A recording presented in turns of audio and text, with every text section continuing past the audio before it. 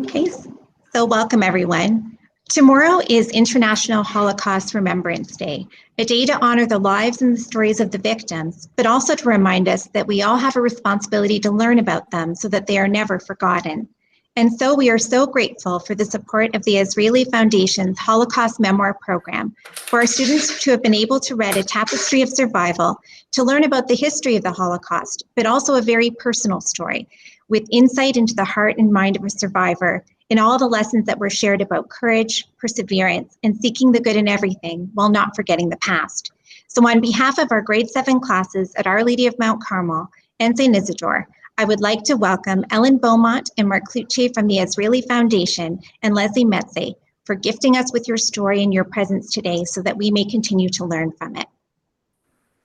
Thank you so much, Daniela, for that wonderful introduction. It's wonderful to be here, even though it is virtually. And, we were just so impressed with the amazing questions that came our way for Leslie. And we're delighted that the students took the time to partake in the valuable stories that we share at the Azrieli Foundation. We've published about 117 stories to date. Leslie's book is obviously among them, together with his two sisters and his late wife, Annie. And, it's just incredible when you're reading one story, you learn the history of that person's experience. But we have the opportunity with Leslie's story to be able to incorporate a number of different experiences within the same family. And this sort of gives readers an idea of a bigger picture of what happened in the Holocaust and how people were able to survive, and of course, a tribute to those who did not survive. So it's also great to be with Leslie again. We've traveled and we've spoken to hundreds, maybe not thousands, of students and audiences across the country to hear his voice, to hear his message. Leslie is an incredible man who shares his diversity and his belief in goodness and peace. And I'm delighted that we're all here today so that you can ask your questions and he will be answering them. So without further ado, I'm going to call upon each teacher to ask their first question, and Leslie will answer them for you. So I'm going to start with Miss Doucette. I wanted to say a few words. Oh, sure. I'm so sorry, Leslie. Go ahead. Okay. Now I noticed that, okay, have they managed to get on? I think all the students are on now, but we won't be able to see them, just the teachers. Okay. Ellen, we're just waiting for one class. Victoria's working with Mr. Barron's class with the link. Oh, okay. So Leslie, hang on for one. I will. Or so. I noticed the sign there.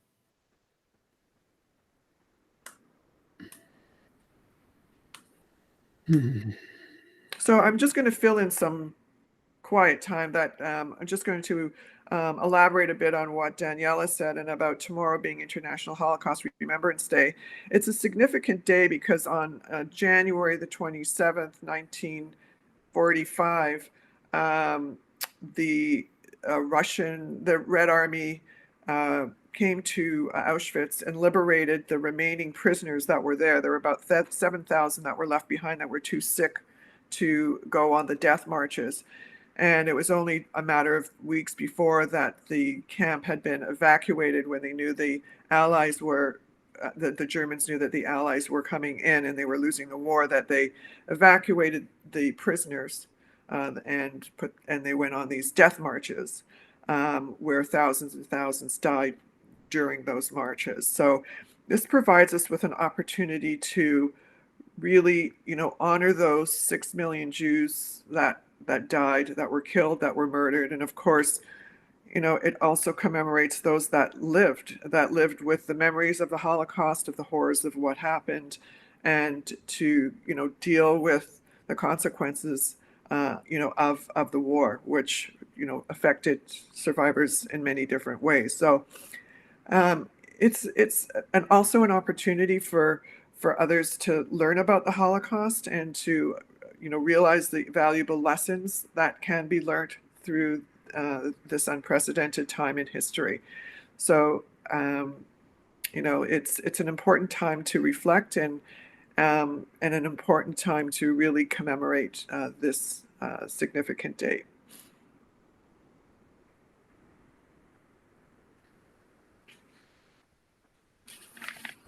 Just to double check, Victoria, Mr. Barron, are you good to go? Yeah, I'm sorry about that. I pasted the link that was made available into my classroom, and several of the students weren't able to access it. I'm not sure. I'm not sure what the issue is there. So I've asked them to hang up on the Google Meet I was running for our class, go back into the classroom space and try to see if they can get in that way. Okay, and it does look like we have 170 students streaming now, so hopefully we'll see those numbers. Okay, yeah, thank you. So should we carry on? Yes. Okay, fine. Leslie. Well, thank you very much, Ellen, and thank you very much, teachers and students, for this opportunity to meet with you. The book has been published 1.5 years ago, and as Ellen said, we have traveled together, and I gave more than a dozen talks, but this is only the second time that I got to speak with students who've actually read the book. And there's a special feeling in being seen, being understood by so many. So I'm really delighted to be here with you. The Asghari Foundation has been wonderful in the publication, in the work with Ellen and others. And I see my work and my book best expressed by the motto of the Asghari Foundation, which is know the past, heal the present, and enhance the future. So I'll talk about the enhance the future towards the end. And I'll just tell you, and I'm talking to you students, I hope you can see me, I'm sorry I can't see you, that the Holocaust really started affecting us when the German army came through Hungary in March of 1944. And basically, the story of that ended in January of 1945, when the Soviet troops have liberated us. And I turned 13 in July of 1944. So I was 13 through most of this time. And I guess that many of you are around that age. But I was very different, I think, from you. We knew very little about what went on in the world. Some of the early questions asked about what I thought and what I felt. And much of the time, I didn't think or feel.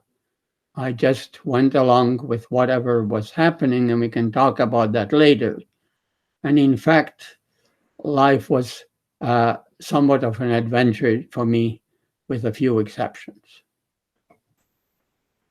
So go ahead with the questions. Okay, Rick, I would just ask if you could turn your screen off. It looks as though you're presenting. Yeah.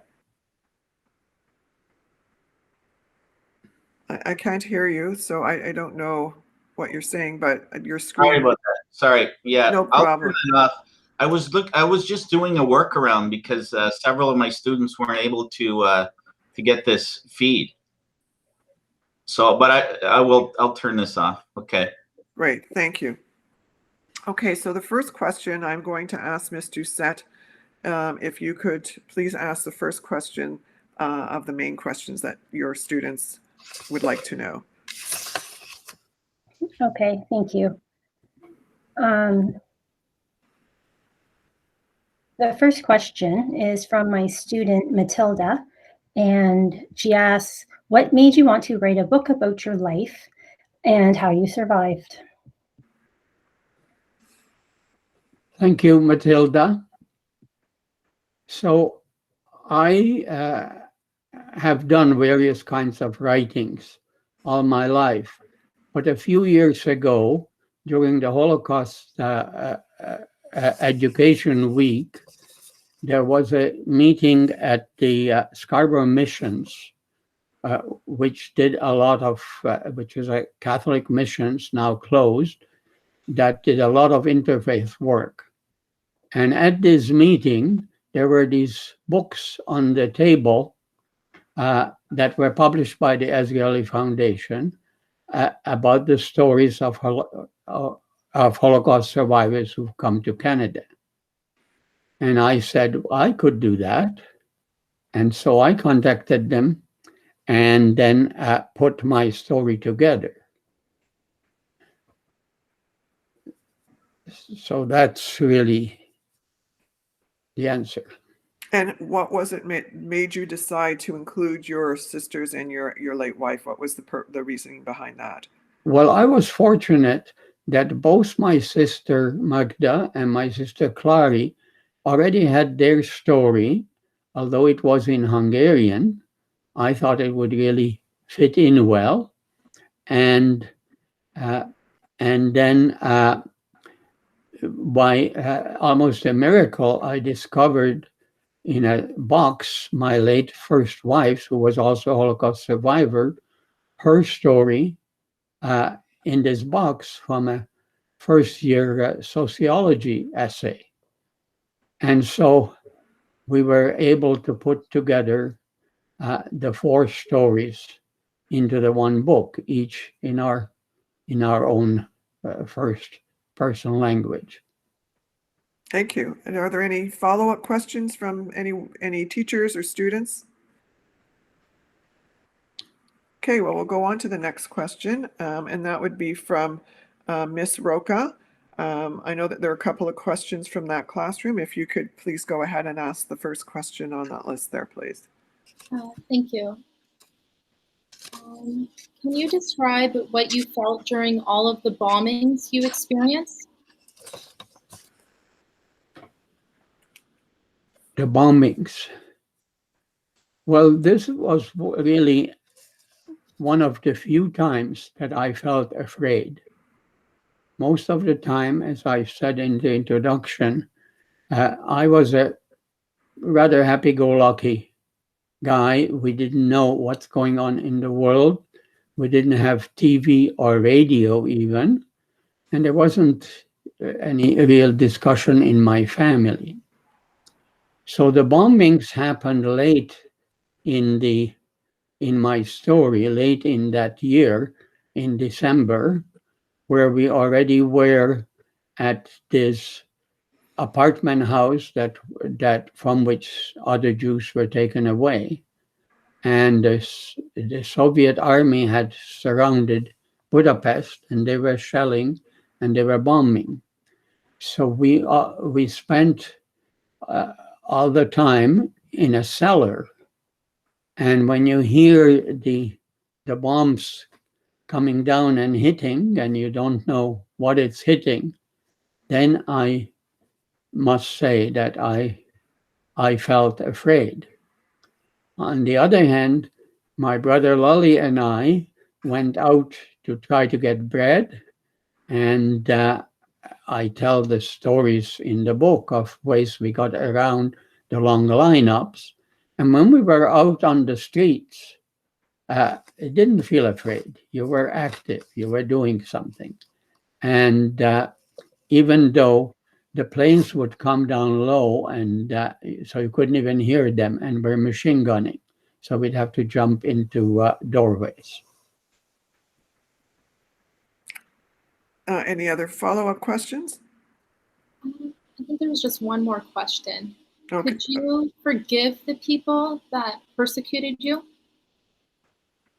Well, that's a huge subject, And I have to say that while all of this was happening, I wasn't thinking about I wasn't as aware of myself or of what was going on.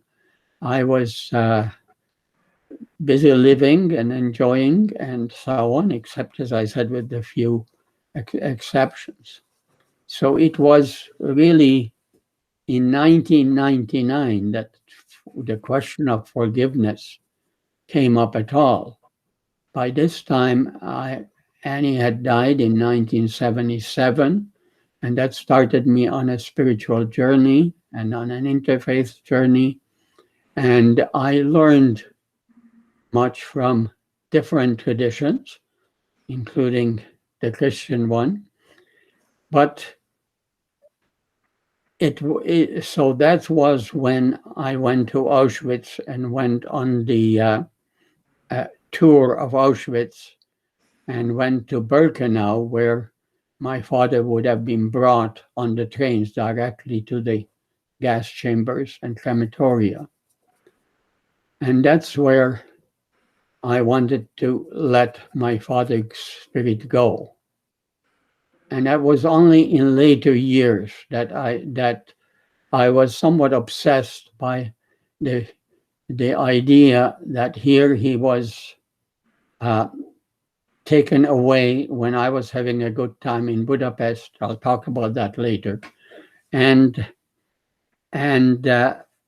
trying to imagine what it must have been like for him in those cattle cars and then in being eliminated like that. Now, the Nazis were very clever. They didn't tell you where you were going. They always said, left you some hope. And you know that on the camp, at the entrance, it says, Arbeit macht frei. Work makes you free. So people thought they're going to work. But in any case, so it was in Birkenau that and this is in the book, that I wanted to touch my father's spirit and let it go, and I did. And then something made me want to touch the other victims' spirits, and I also let them go. But then it came to me to touch the spirits of the victimizers, of the Nazis, and to let them go and to forgive them. And so after that, I went into a lot of studying of what does this mean and felt even bad about doing so. But more and more,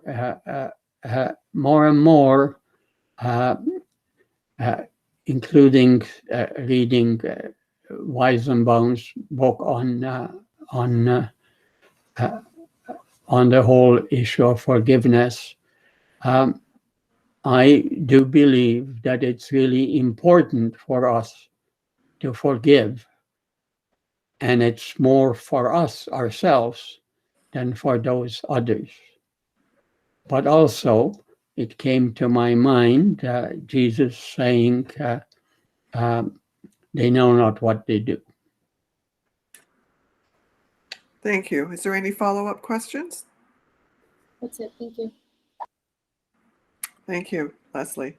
Wiesenthal, I should have said, Simon Wiesenthal's book about forgiveness. Some courses about the Holocaust are based on that book. Thank you. Mr. Haddad, do you have your first question ready? I do. How did you feel when your father and Clary were missing from your family and you didn't know where they were? Well, that's I'm afraid I have an unusual answer to that. I was really not aware of the fact.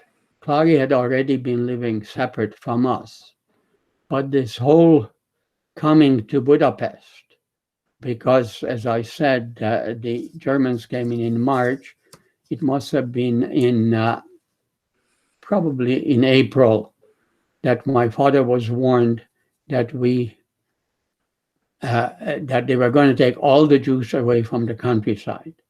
And we fled literally overnight. And the truck that had our poor possessions, because we've lost everything after the First World War, before I came along, that he had to go and try to get it to be released. And I, on the other hand, had this, as I said, I was 13, and I had this cousin who was also 13. And she took me all over the city of Budapest. And I had a great time. And so I felt guilty about this in later life, that at the time I wasn't really aware of their loss. Thank you. Is there a follow-up question to that? No, thank you, though. Thank you. Mrs. Adams, do you have your first question from one of your students? I do, yes. So in your opinion, what was the biggest thing we should take away from the Holocaust and never forget? And what does this mean to you? Well, more and more I'm coming to realize that it's dealing with diversity and accepting differences that is lacking, that was lacking then and is lacking now, and allowing some people to take advantage of that and use those differences. I mean, anti-Semitism goes back 2,000 years, and it's because the Jews were different. They prayed differently, they usually dressed differently, and so on. So these conspiracy theories were brought about. When the huge epidemics in the 14th century started, they blamed it on the Jews. And so needing to blame somebody when things are going well is part of it. I mean, there's so much to it. But what we really have to work at is accepting differences, and not only accepting, but celebrating differences, and being able to live with diversity. And we have to really watch that these things don't happen again. Somebody said at the Nuremberg trials after the war that the concentration camps began when the first judge in Germany found somebody guilty who they knew wasn't.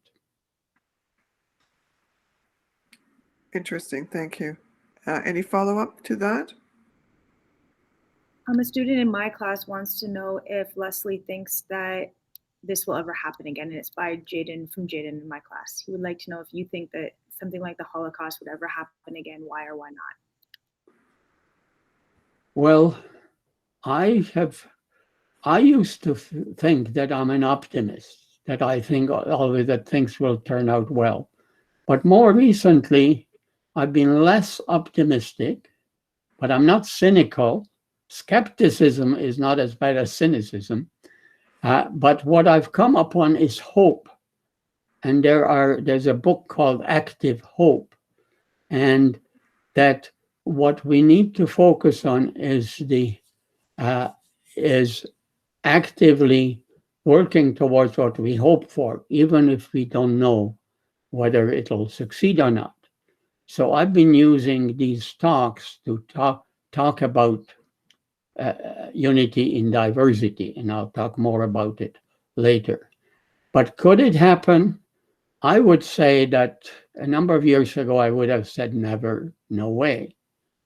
However, we've got genocides of different degrees that we've had since in Rwanda, in Asia, and So it seems possible for unscrupulous leaders to, in difficult situations especially, to rouse up enough people, and that there are enough people with finding in the current situation in the United States politically, but even in Toronto, where we elected Rob Ford, and with a 40%, so there are enough people that can be made to behave because they feel left out. They feel they haven't been part of this wonderful life that we really can have here. Thank you. Miss Elwood, do you have a question from one of your students, please?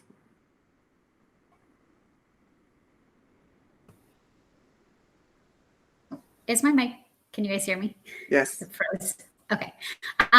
Have you ever been faced with anti-Semitism in Canada? In Canada. So I personally know. But when I came to Canada in 1948, and I worked at a summer camp that summer, so I was 17, we still had signs. I was in Montreal in the beginning, and we still had signs that in the resort places that said no Jews allowed. Now there is some debate whether there were actually signs that said no dogs or Jews allowed. And I don't remember which, but certainly I worked at a summer. No, actually, I worked at a summer camp. It was my second year. It doesn't matter. But certainly the amount of discrimination and anti-Semitism that was in Canada was amazing. It didn't affect me directly. And in fact, later on, when I started getting jobs, everybody was surprised. You mean as a Jew, you got a job at Ontario Hydro? You mean as a Jew, you got a job at Confederation? This is when I got into computing in 1954. I became a programmer. And then 4 years later, at Confederation Life was owned by a Protestant family. And when people were amazed that I got a job there as a Jew,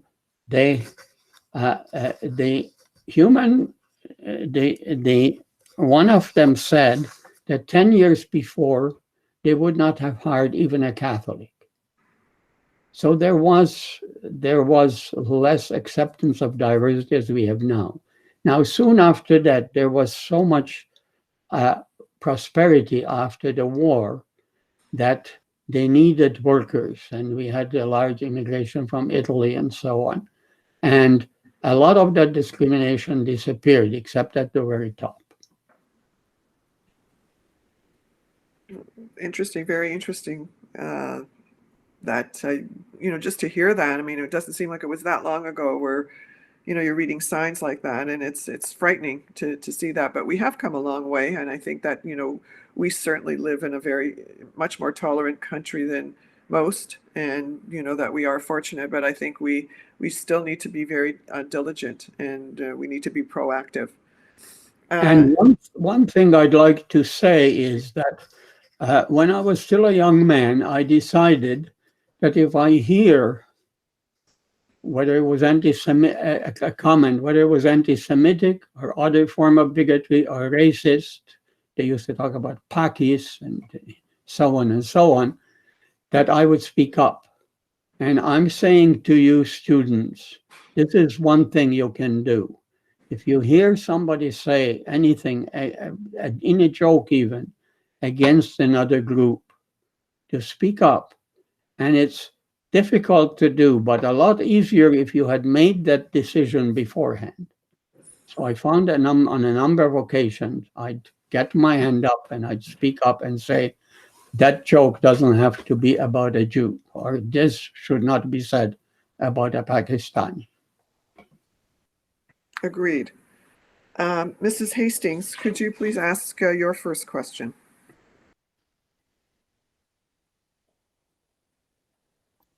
Sure can. This one is from Massimo in my class. He wants to know if you remember the moment when you knew you were going to be okay. If so, where were you when you came to this realization? I don't remember seeing that question. That's an interesting one. Well, I don't know whether I ever thought that I was not okay. I mean, this may be just my personality. It may be a defense mechanism that I had, because it wasn't really until Annie's death and that I really began to look inside, to be really more self-aware. And certainly, I suppose a highlight might be the ship bringing me to Canada. It was a large U.S. troop carrier called SS General Sturgis, and it so happened, and I don't know how I got all these jobs, but I got to help the officer who looked after the storehouse at the very bottom of the ship. You took an elevator, and he looked after all the foodstuffs. So he had bananas and oranges, and I didn't have those things before. So that was really the transition to the new world. Leslie, did you have any previous knowledge as to what Canada was like? Did you have any information? Had you read up about it? Did anyone tell you about Canada? Absolutely not. Again, I was not looking forward to it. So I was in the situation that my brother Lolly was 2 years older than I, and we spent most of our time together. And so during the Holocaust and after, so I'd let him make the decisions. So I didn't need to know the difficulties. And but in any case, I forgot the question, Alan. I just wanted to know if you had any idea of what you were in for when you came to Canada. Oh, yeah. So we were actually signed up to go to the US. And we were in this children's camp in southern Germany. And then my sister Clary and my mother were going to Israel on an illegal ship, Exodus 47. And Lolly said, we'll go too. And so we went. And by the time, so that was the ship that was turned right around and brought back to Europe. And by the time we got back to the children's camp, we lost our term to the US. Now, I don't have any Americans among you, but I've always given thanks every morning for being a Canadian, and more recently, especially these days. But then a social worker from Canada came, and the Canadian Jewish Congress wanted to bring 1,000 children, 1,000 orphans, and under age 18. And there weren't any really that many young children. Most of us were around 18. And some of us might have had some other family that we didn't tell about. But we did not know what we were going for. Anything was good. Well, it's our gain that you came here and that the ship, you got on the wrong ship or you were redirected. So we're benefiting from that today. Mm-hmm. Mrs. Adams, do you have another question you'd like to ask Leslie? Yeah, I do. So my class would like to know if you ever thought about not telling your story. Well, we never told our story. Until that event, we did not tell our story. And this is the whole thing that Annie and I never discussed the Holocaust. We never even agreed we're not going to talk about the Holocaust. We just never talked about our experiences. Now, her father used to tell stories, and I'm sorry we didn't tape it and publish it. But we did not tell our story.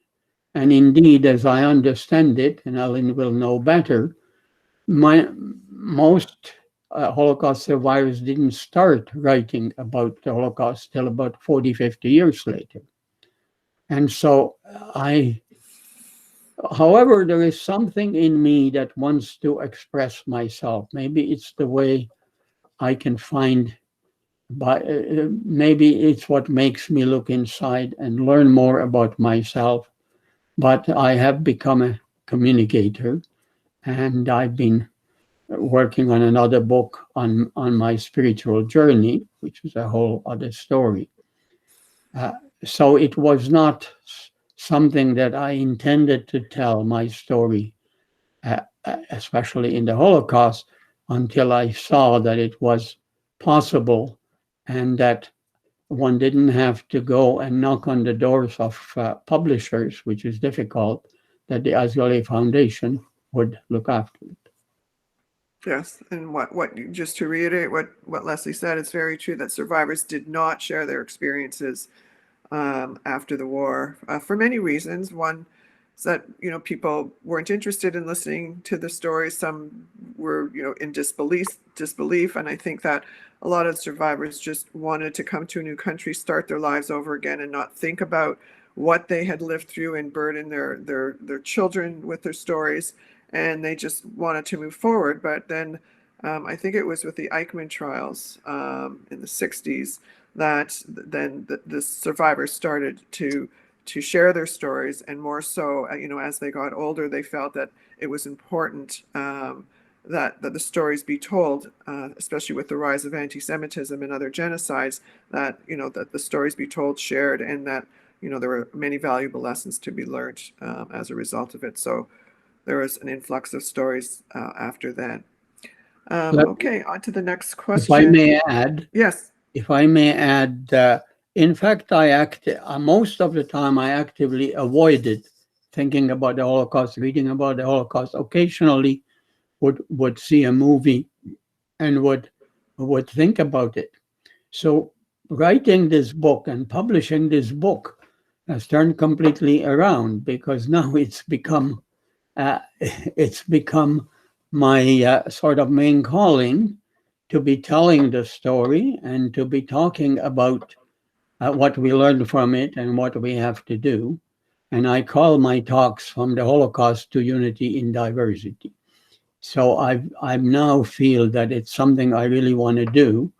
And I have had by now around probably nearly 20 times that I've talked about it. And people are finally listening, so that's the upside. There is a lot of interest. Yes. Next question from Miss Elwood. I think there's another main question that you have there.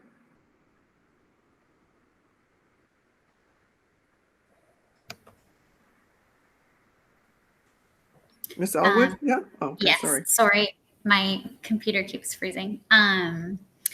This question is from my student, Maddie. How did you come up with the title Tapestry of Survival for your memoir?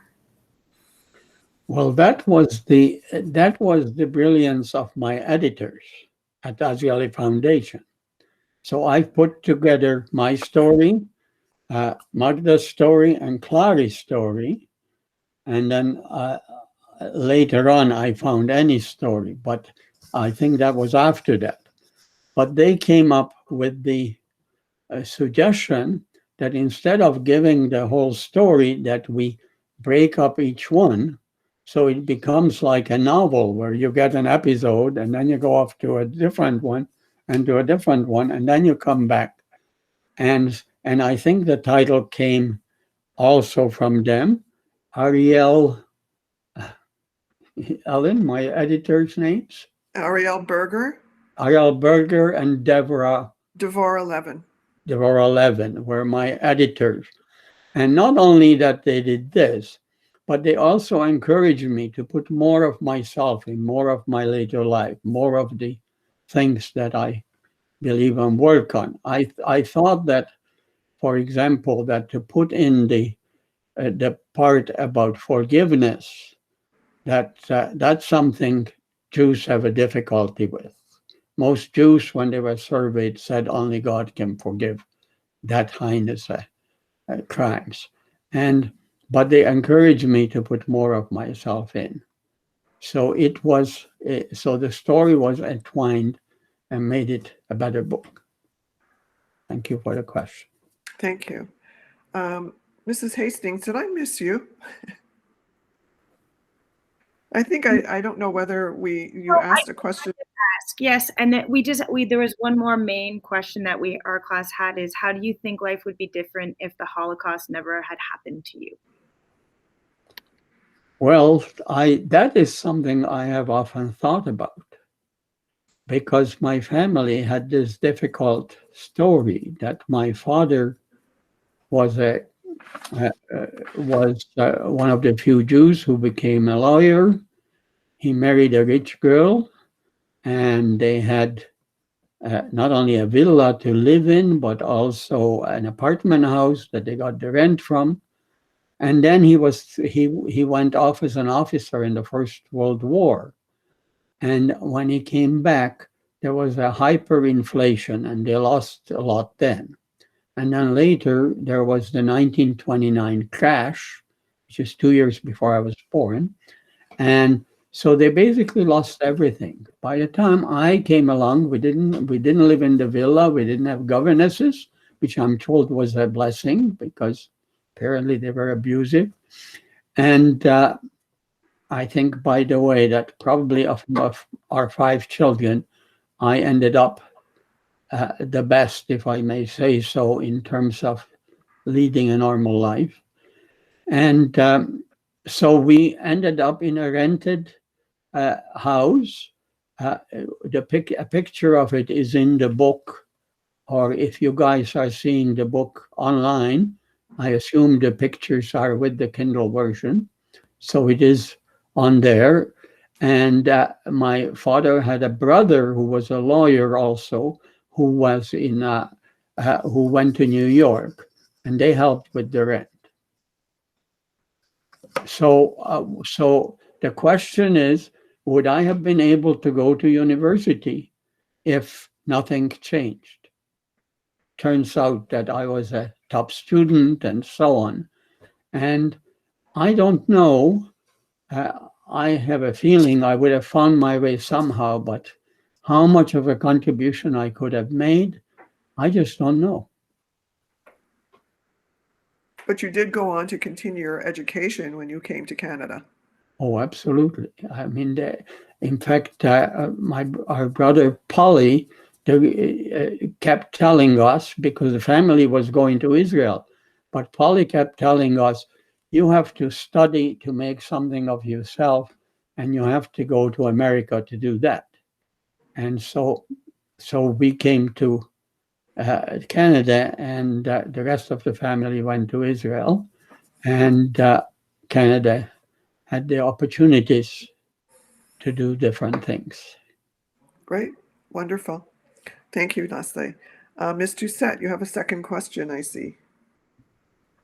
Yes, I'm just clicking on it. This is from my student, Ivana. She asks, what motivated you to keep going instead of giving up during the Holocaust? Well, I don't remember having any as inclination to giving up or going on. I think as I said, to me, life was an adventure, and I saw beauty in things. One example is that when we were still back in our town, and they started having the aircraft and the lights, and so on, it seemed so beautiful. And then once, when we were out on our rounds to get bread, I saw a bomb hit the cupola of the big cathedral, and it sort of, some part of it crumbled. And I thought it beautiful. So it wasn't a question. There wasn't a question. You just did what you had to do. But okay, so I've given much thought to what were the secrets to survival. And I think a certain element of luck, a certain element of smarts, and certainly some of the things like my little episode when I said to Earth is human and walked out of this place. But as occasionally some helper, but a strong will to live is just something that's part of us all. And I think that many of us really continued on that. And do you think that having your older brother, who more or less took control of the situation, was a big factor in your survival or helping you through some trying times? Well, it certainly did. And my sister Miriam, Magda, who made such great decisions, certainly that all helped. But I think there is this basic need to live. And that kept many of us going. Thank you. Mr. Haddad? Hello. I've got a question. In reading your book, you had so many close calls where your life could have taken a deadly turn. You were cornered by a soldier that thought you were a Jew and would have taken you away, but you convinced him to let you go. An explosion happened in a place that you were standing 30 seconds before it went off, and you and your brother were at the children's hospital and left only to hear that everyone had perished at the hospital after you left. Looking back, do you think it was luck? Do you think God had something to do with it, with you surviving? Was there a greater purpose? Or do you think that when you go back in time from a lucky situation, there's an unlucky circumstance that you were there at all? Well, Great question. That's a brilliant question. And not the last one, but the others, all of the above, I would say. So that's a lot to take in. I have to say that I thought I was not a Holocaust survivor. For a long time, I thought that because we were not in the camps, I was not a real Holocaust survivor. That description, that list that you give me, is something I only became really aware of when I was writing the book. I didn't realize how many different occasions there were, which were life and death, which were close calls. So I wasn't aware that we were in such terrible difficulties. And certainly luck had something to do with it. Certainly our wits had something to do with it. But I now believe that there is a deep in ourselves, there is a spirit, there is the one being, whether you call it God or, which we have difficulty with the way the words has been used, but there is something that there is a life force, that is something that is together with us, that unites us. And some of us were lucky enough to be helped, preserved by that. I also talk about the fitness of things, that when you have a need, the things that you need are there if you recognize it and you reach for it. So, yes, I have a positive view of the possibilities, and I have never sort of thought I wished all this hasn't happened. So I have a follow-up question to that, and you talk specifically about these incidences that happened during the actual onset of the Holocaust in Hungary.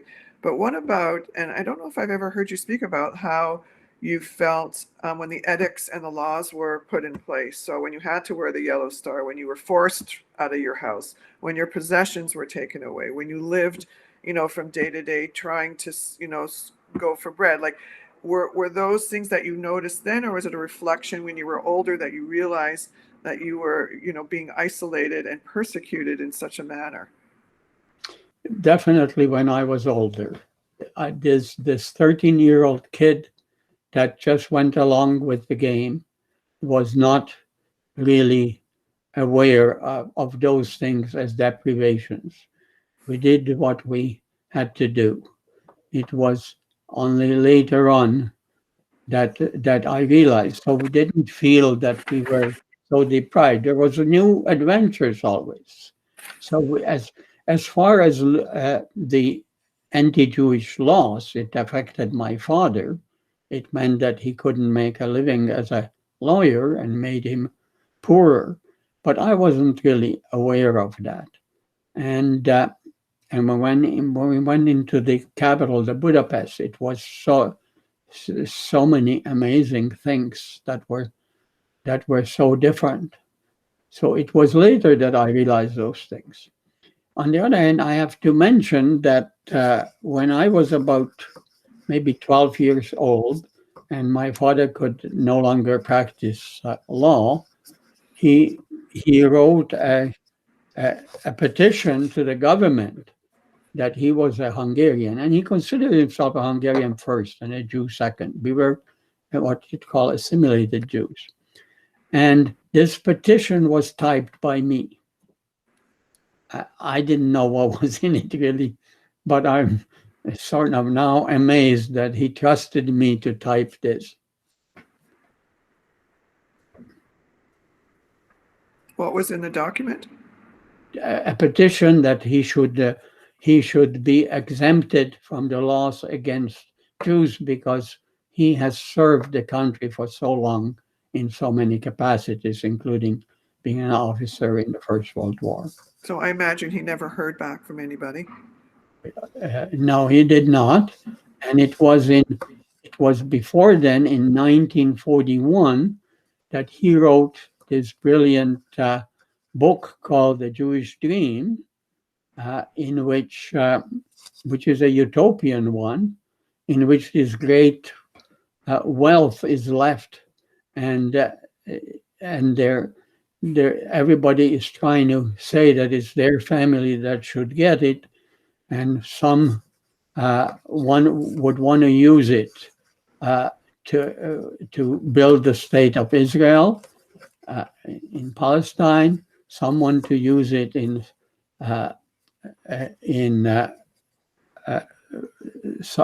Australia, where the fortune was made, and finally the one that actually gets the fortune and gives it to the Hungarian government is the one that gets the money. And with all that wealth coming to the Hungarian government, they changed the whole relationship with the Jews. And so this was 3 years before he was taken to Auschwitz and killed. Incredible. So I'm going to come back to Mrs. Adams. Is there another question you'd like to ask Leslie? Yes, we have a couple extra questions. One of the ones that my class wanted to know was, what was your favorite memory in Budapest? Well, my favorite memory was going around this amazing city that I've only been to once before then, with my cousin, my 13-year-old girl cousin called Galerit Jutka, and she took me all over the place, and it was like a wonderland to me. And we don't know what happened to her after they disappeared, and not in the records anywhere of what happened to her. Thank you. Mr. Barron, did you ask your question? I don't recall. No, this would be my first, if I could. I'm so sorry. I skipped over you. I really apologize for that. It's quite all right. It's very similar, I guess, to Mrs. Adams' question. It's a very simple question of what is the fondest memory, Leslie, you have of your childhood? My childhood. Well,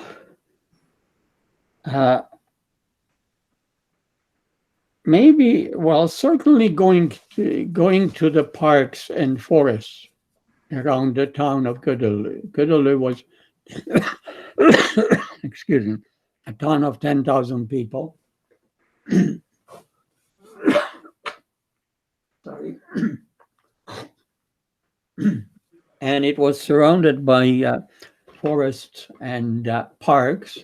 And in fact, when we went to high school, we had to do a half-an-hour walk through the Király Park, which means the King's Park, where there was a summer palace of the rulers of Hungary, which was Horthy Miklós at that time. And but maybe a more specific story is that right next door to our place, there was a boy about my age that I would be able to go to play with. And they had flowers and grass, which we didn't have. They had sweets, which we didn't have.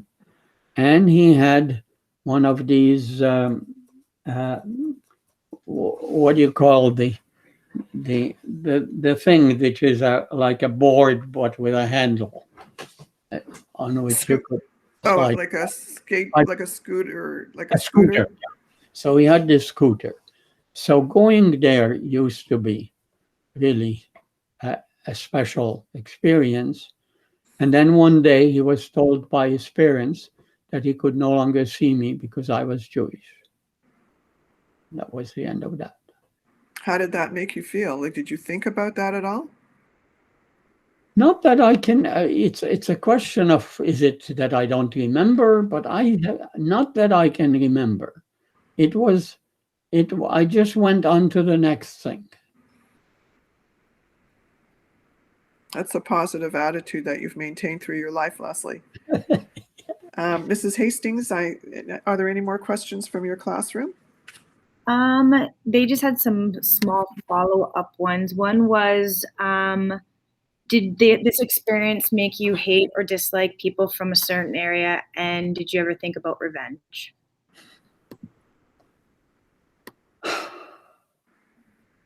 I don't remember. I mean, I really hate hating. I mean, I not remember hating anything or anybody. These days, I think of people that are doing terrible things.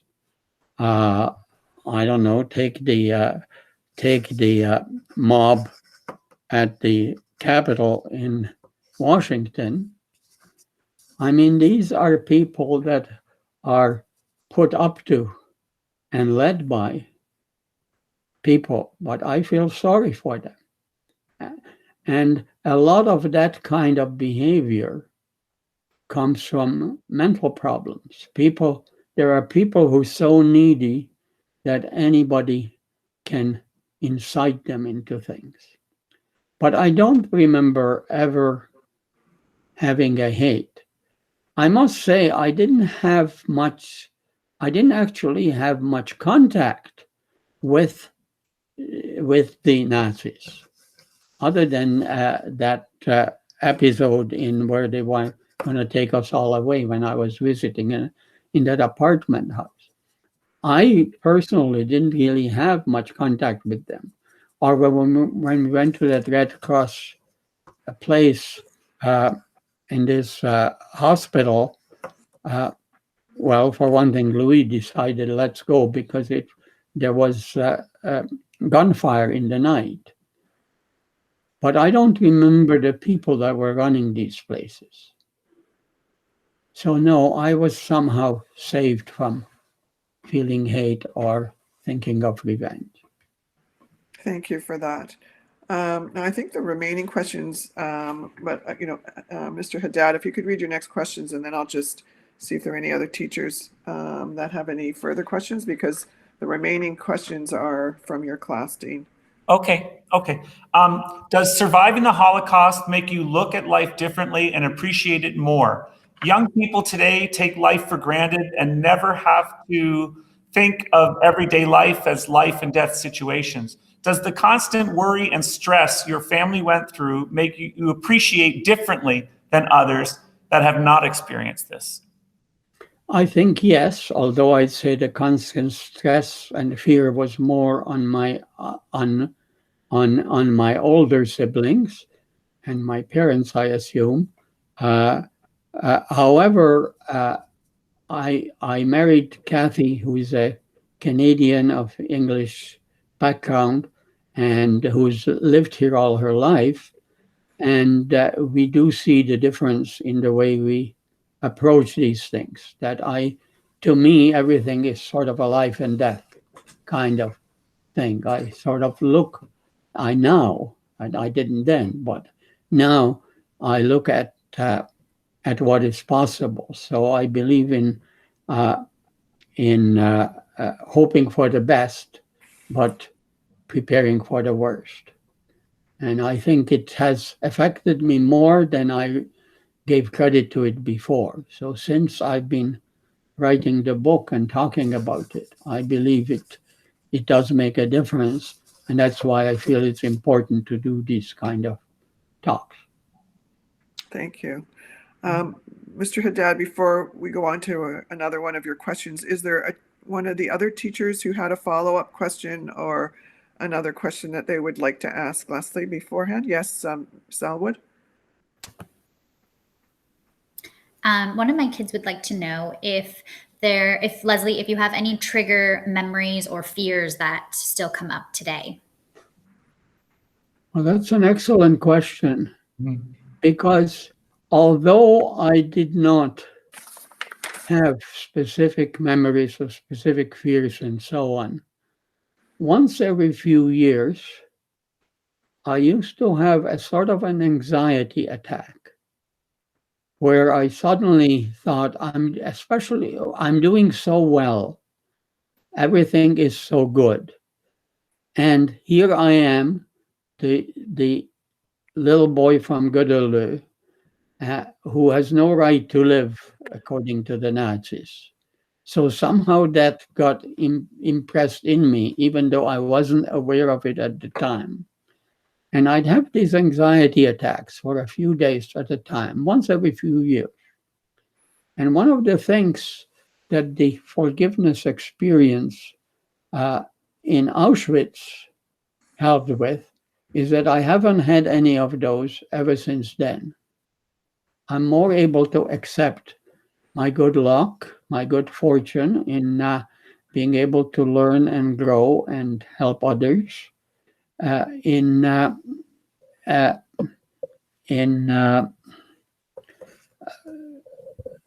So I lose my train of thought. Sorry. Yes, I'll stop there. Thank you for sharing. Mr. Barron, I know you have your hand up there. Yes, thank you.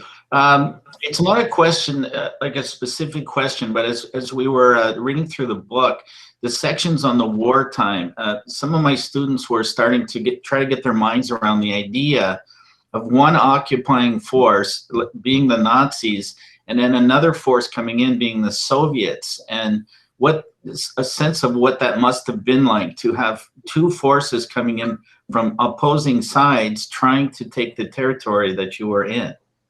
It's a very interesting question. And I don't know that I was aware at the time, but what I've become aware of is that the worst thing about such autocratic countries, such dictatorships, is that people are in constant fear. we got out from the Soviets. We were afraid of the Soviets too.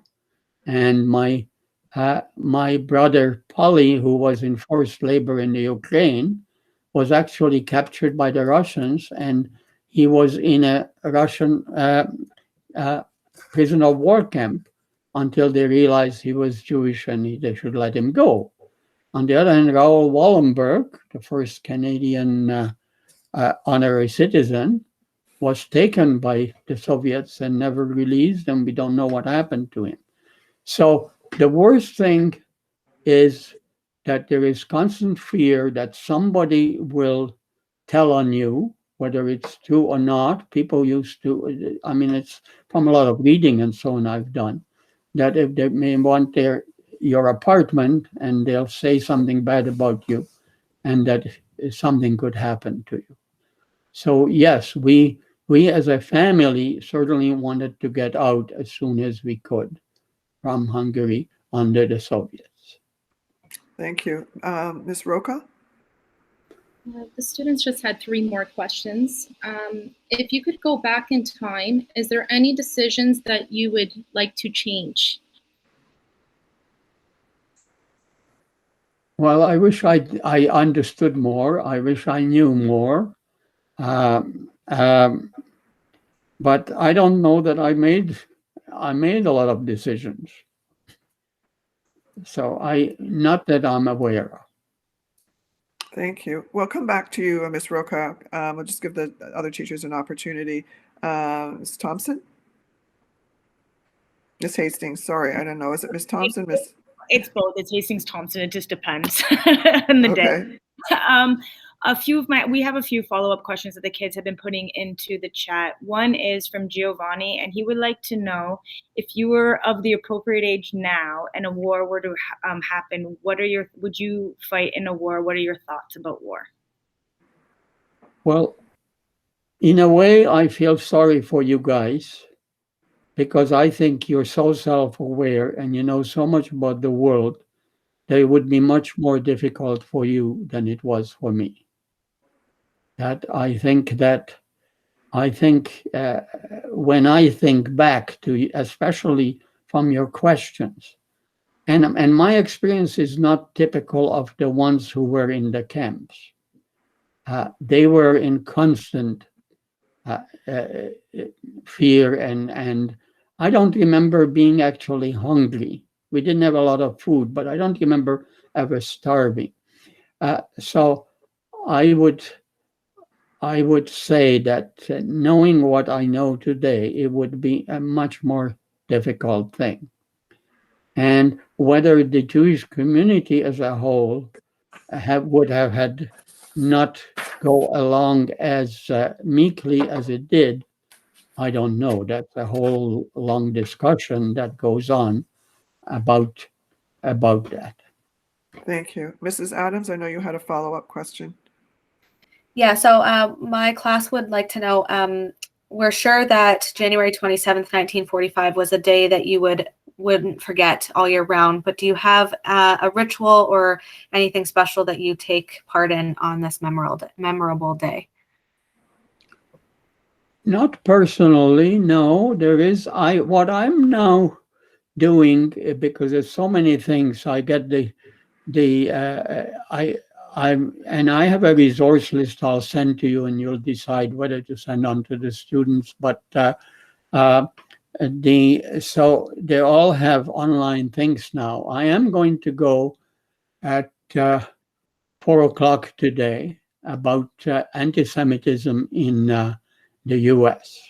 So what my biggest interest in this area right now is how to work against, I don't want to use the word fight, how to counter bigotry, anti-Semitism, Islamophobia, racism. What is it we can do now? What is it we can teach our students, you guys, about how important to become aware how important it is to work against those things. So I don't have a particular ritual myself, but I will listen to some online talks on it. Thank you. Mr. Haddad, do you have another question there? Sure.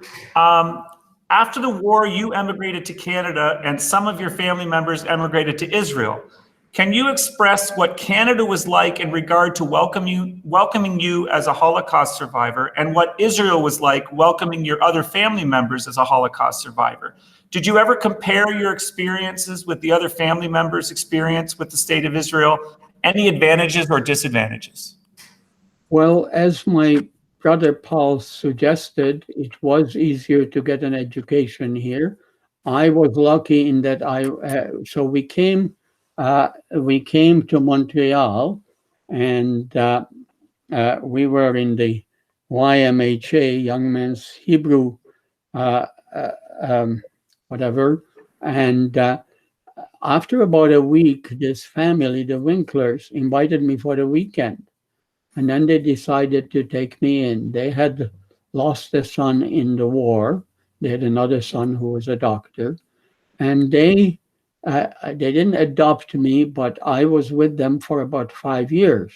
And I was able to go to school, and I won scholarships. And so it was an easier life. When I hear more details of my sister's life in Israel, it took them longer to establish themselves. They ended up doing well, but it took them longer. It was a more difficult path. Thank you. Daniela, I don't know how much time there's left. I know that we've got a couple of hands that are still up, but and Mr. Haddad has a couple more questions, but in giving time, and I don't know what else the teachers are doing. I'm sure Leslie's fine to answer a couple more questions, but can you just give me an idea of what we're doing for how we are for time? Because Leslie wanted to make some closing remarks. Oh, yeah. Okay, so I know we had initially scheduled until about a quarter after, but I think we would have time maybe for one more question and then maybe the closing remark. Yeah, okay. Okay, well, I don't know who to choose. Does anyone? Okay, so I don't know, do I see a hand up or the hands are down now? Okay, Ms. Roca? You want the buzz in? I feel like it's like, Jeopardy. It's just the students were very, they wanted me to answer or ask these questions. Haley wanted to know what happened to your mother. So my mother was on the Exodus with us, and they were the British took it back to Germany, northern Germany, in a camp that was almost like a concentration camp, and there was a big the British got very bad publicity for that, and it helped establish the state of Israel that coming May. And so she and Clary were there and ended up going to Palestine legally. And so they were in Palestine, and she lived with my sister Magda, and then eventually in an old folks home. And until she died at the age of 84, and which was the longest of any of us except for me now, who's going to be 90 in July. Okay, thank you. I'm going to actually just ask you to contact me. I'm just writing this information in the chat.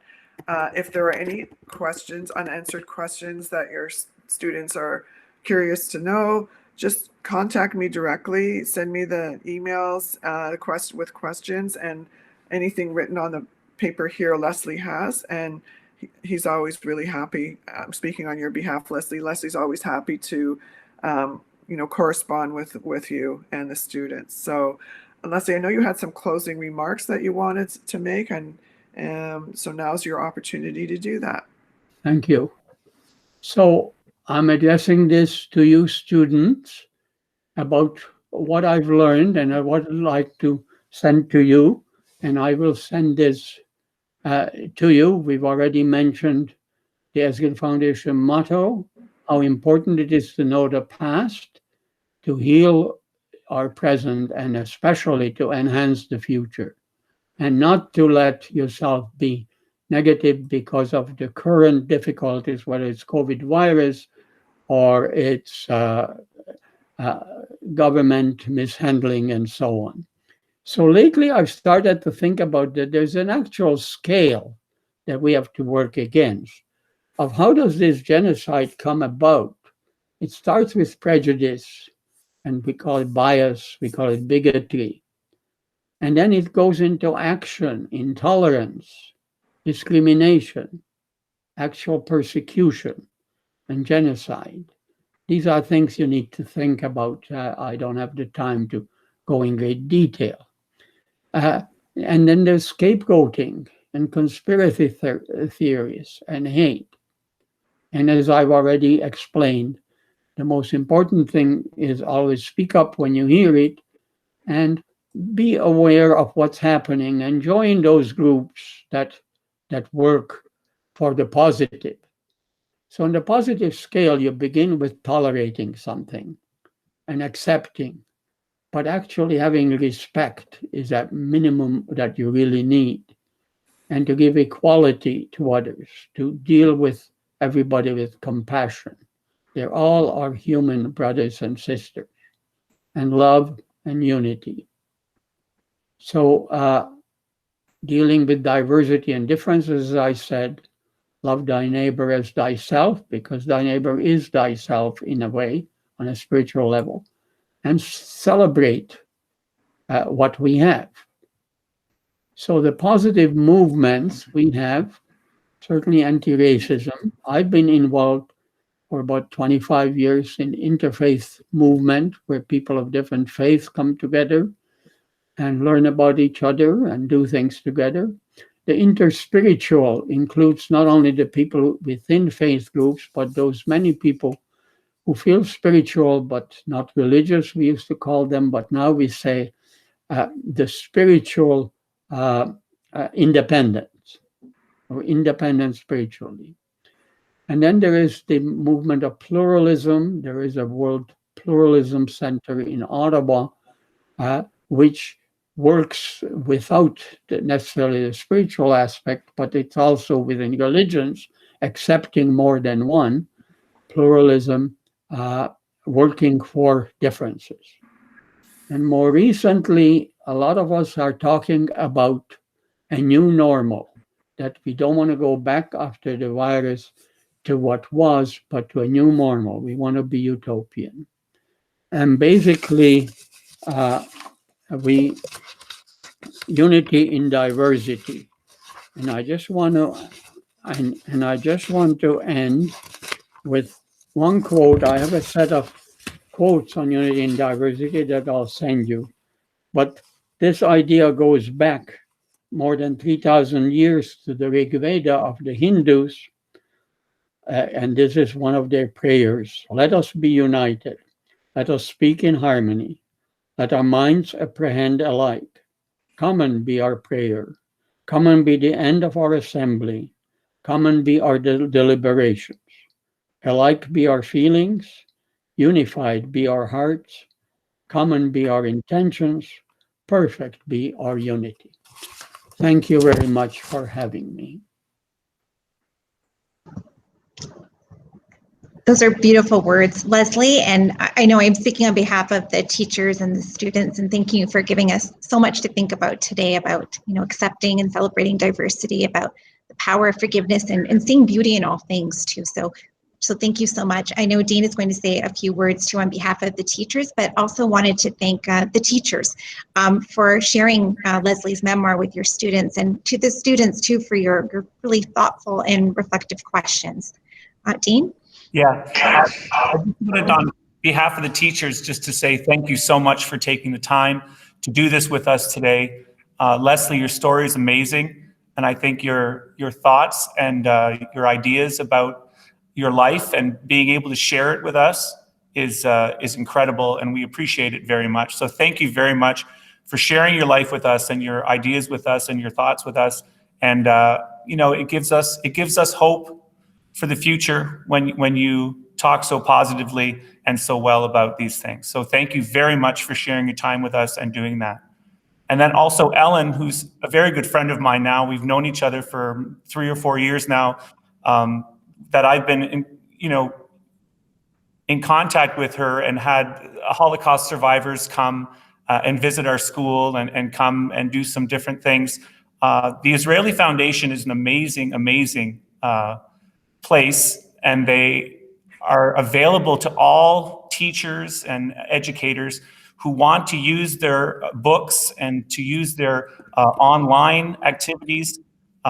It's just great stuff that they have and they share. And Alan has always been so gracious and so incredible in sharing these resources and sharing, these opportunities for us. So I hope that in the future, other teachers can use the Israeli Foundation and contact Ellen about meeting different Holocaust survivors and getting some different books and things. She's been fantastic and really helpful, and is just a great person to know. So thank you, Ellen, very much. Thank you, Dean, for the kind words, and your friendship's been a godsend in many ways. And, we certainly appreciate at the foundation that you've been able to connect us with so many teachers in Windsor, and of course, to the people, your community as well, that we've been, the times that we've been out there and spoken to the public. And as Dean said, we have a number of amazing resources that are available for free to educators, from books to educational activities to teacher workshops. So feel free to contact me, and hopefully we can work together next year in person. It would be wonderful to come out to Windsor again. And I want to thank you, both the teachers and the students.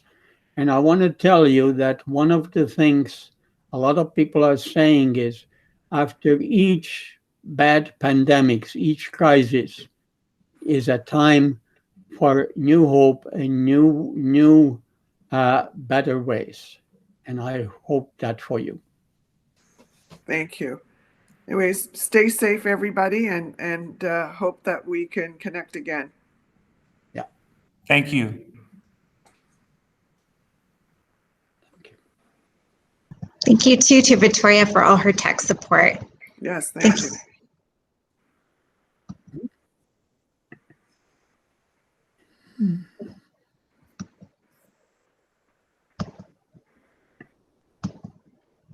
you.